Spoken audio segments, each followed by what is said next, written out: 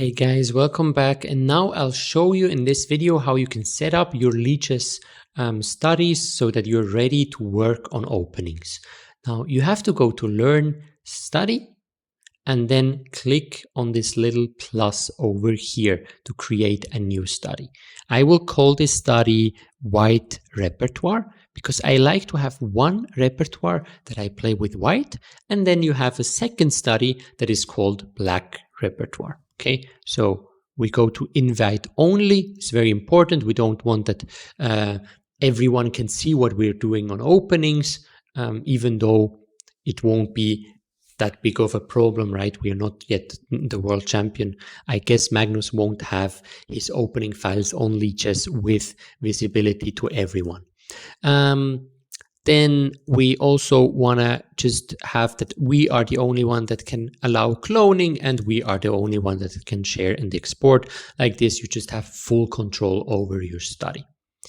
And then you click on start, and now we have to click in the first chapter where we say Italian game, because we want to play one e4 in this example. Okay, so one of the chapters should be Italian game.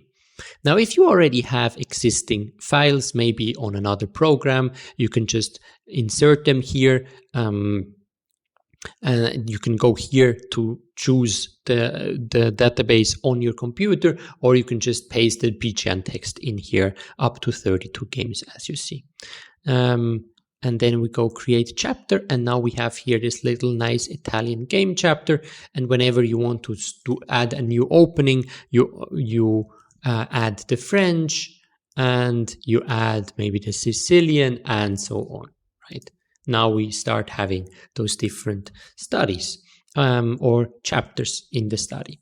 Okay, so how can you use the whole Lichess interface?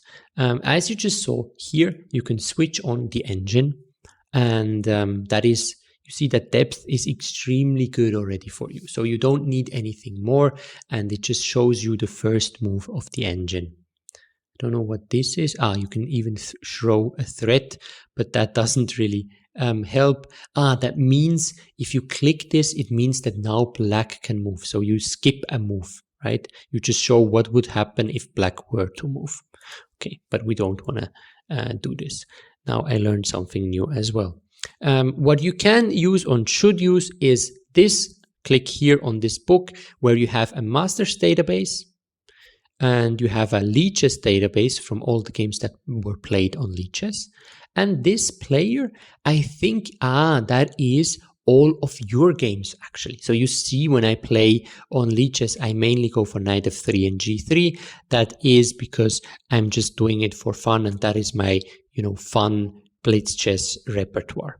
And here, when you go either to Masters database, which is a database of over-the-board classical games, you can go here on this little button, and you can put in the year that you want to show. You can start from 1952, I think. So you can have the full year. I had from 2000, but this doesn't really make a huge difference. Then on Lichess, this is important. You can, as I clicked here, I have all the games that are happening in Blitz, in Rapid, and in Classical Chess. And then here, you can have your average rating of those games, right? If you have 2500, that means that players are extremely strong that you see those games from. So maybe this is not what is really relevant for your level. So maybe you want to have your Lichess database on 2000 when you're, let's say, rated 1900. So if I have 2000, that's what people do against me. So in a way, you can use the Lichess database to understand what people will play against you.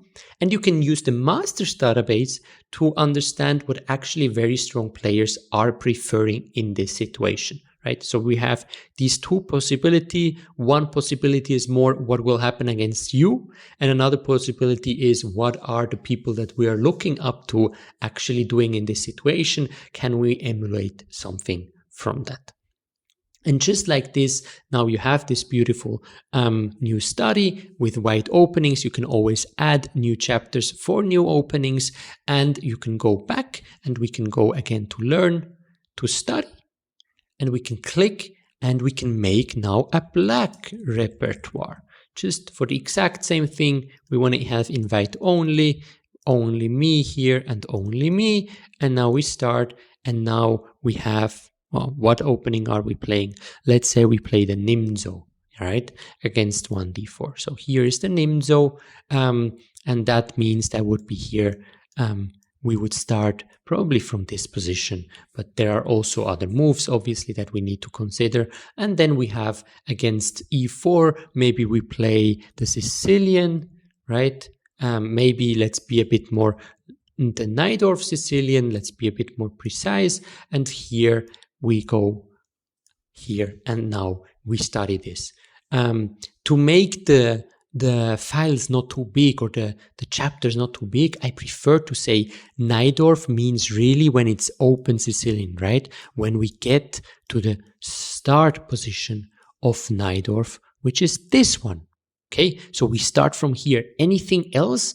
Okay, let's say we play second move c3, which is actually Alapin Sicilian. Okay, and then we have something on this one. It's like, oh, e4, c5, c3. What are we doing here, right? Here you can really find a little bit your own feeling of how big you want to have it.